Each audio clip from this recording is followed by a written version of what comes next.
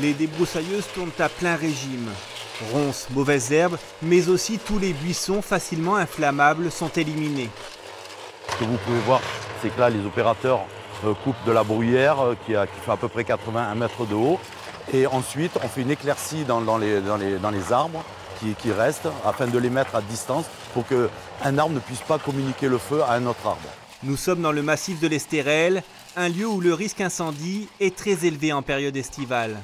Pour lutter contre les feux de forêt, ces pistes DFCI, elles permettent aux pompiers de pénétrer dans le massif.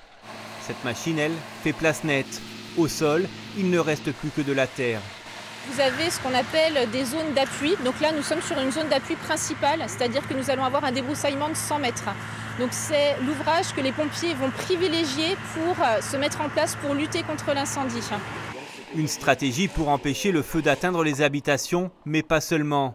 L'Estérel, avec ses sites classés, est une richesse à préserver. On accueille tout au long de l'année un petit peu plus de 2 200 000 visiteurs.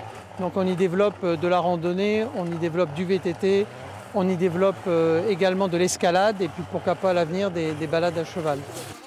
Ce débroussaillage se fait en étroite collaboration avec les sapeurs-pompiers. Une fois les travaux réalisés, toutes ces pistes sont répertoriées dans cet atlas, un document présent dans chaque véhicule de secours, indispensable pour mener la lutte contre les flammes.